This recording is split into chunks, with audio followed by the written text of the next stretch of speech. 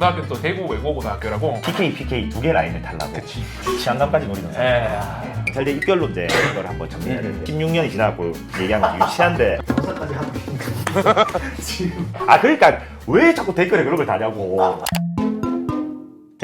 이제 김진배 변호사 일대기를 따라가고 있는데 대학 생활은 또 재밌는 게 많은데 저는 또 나중에 다음에 풀고. 하나에 다 풀어야 되고. 김진배 변호사는 이제 졸업을 하고 어디로 갔죠? 저는 이제 경남경찰청 기동중대 있었죠? 기동중대. 네. 이제 기동 3중대라고 해가지고 저는 울산 기동 3중대. 이제 의경소대장으로서 군복무를 이제 복무를 한 거거든요. 경남 지역에 간 사람들 중에서 성적이 제일 좋은 사람들이 기동 3중대로 배정을 받아서 그런 얘기까지는. 예, 뭐 너무 저도 울산에서 성적이 제일 좋아요. 근데 이제 김진배 변호사랑 저랑은 그 대학 성적은 좀 차이가 같습니다. 제가 위에요. 대학 성적은 나쁘지 않았습니다. 네, 대학 때도 열심히 공부했고요. 법 공부도. 그러다가 이제 행정고시를 준비하다가 네.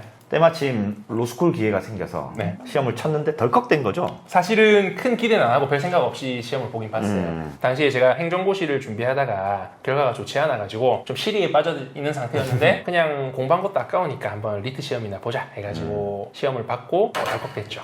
그러면 이제 로스쿨 얘기로 한번 전환을 해볼게요. 저희 둘은 다 부산대 로스쿨입니다. 저보다 한 해 먼저 들어갔어요. 그래서 제가 입학할 때쯤 도움을 요청했고 제 성적을 이렇게 전달해 주니까 장학금 탄다. 제가 딱 이렇게 말했어요. 강호야 걱정 안 해도 된다. 네 정도면 장학금 나온다 라고 얘기를 했거든요. 제가 소식이 없어요.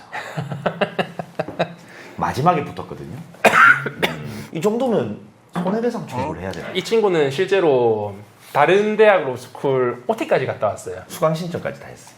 그러다가 이제 부산대로 넘어갔는데 일단은 뭐 리트 점수가 제가 높아서 아마 그래 얘기했을 것 같은데 리트 점수가 이게 점점 높아져요. 왜냐면 이제 대부분이 리트를 다 쳐요. 그러니까 표준 점수가 높아진 이유가 낮게 나오는 사람들도 많아지는 것 같아요. 이게 제 다음은 더 높아지고요, 계속.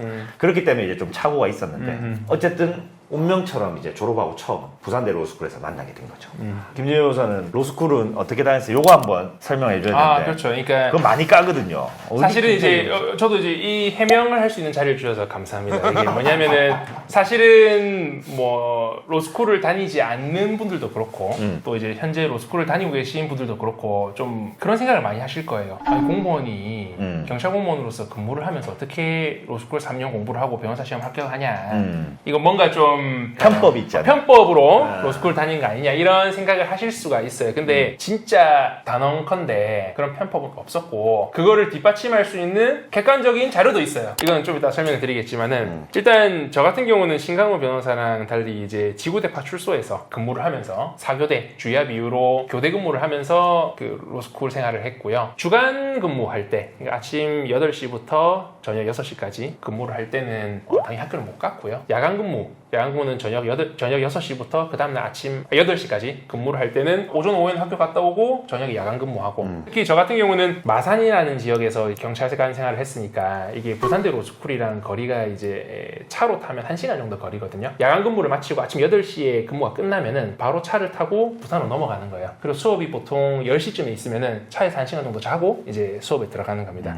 이런 생활을 이제 3년 동안 반복을 한 거죠. 근데 그 와중에 1학년 때 또 장학생이었습니다.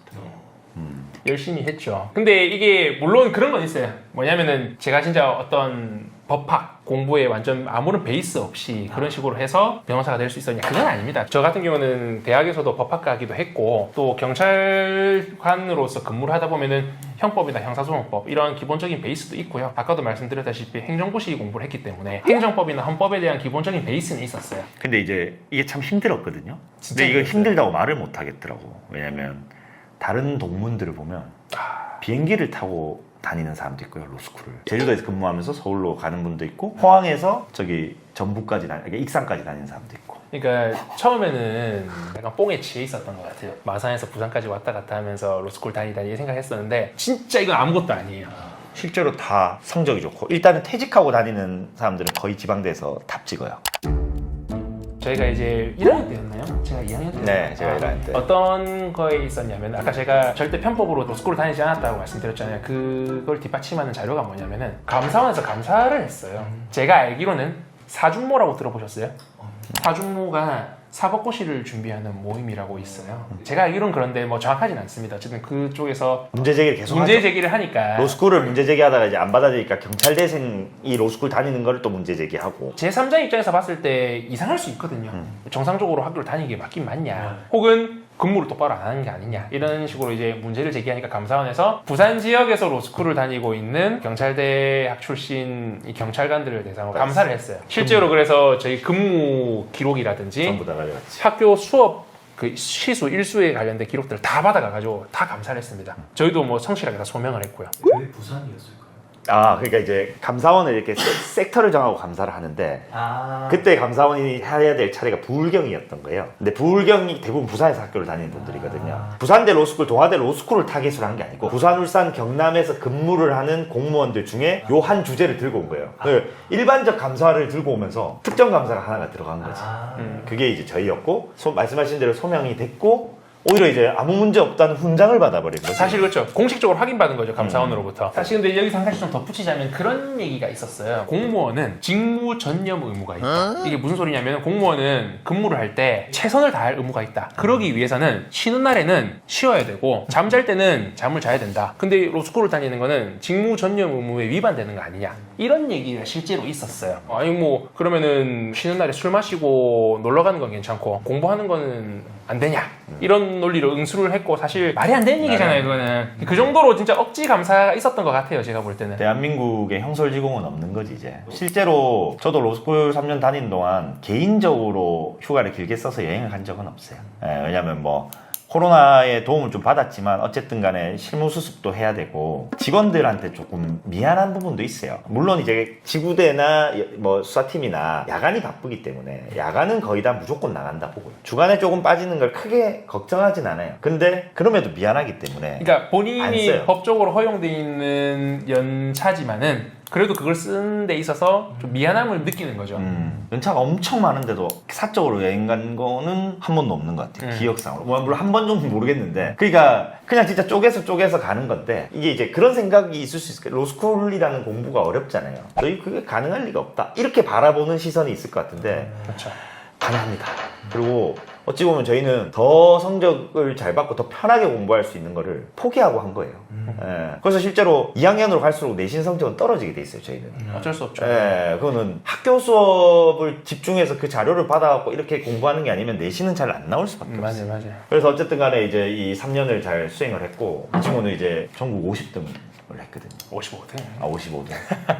근데 이게 저도 뭐 부끄러운 얘기긴 한데 저뿐만 아니라 저 동문들 사실 뭐 변호사 시험 몇 등을 했다더라 이런 얘기를 되게 많이 듣거든요. 소름 돋죠, 진짜. 근데 정말 대단한 사람들이 많아요. 전국 10등대로 하시는 분도 10등 많고. 안에도 있고. 작년에 변호사 시험을 수석한 친구가 저희 후배예요. 이화여대 로스쿨이었던 것 같아요. 진짜 대단한 거죠. 그러니까 뭔지 모르겠어요. 경찰대학에서 특별히 학습적인 걸 배우는 건 별로 없는 것 같은데 진짜 다 잘하고요.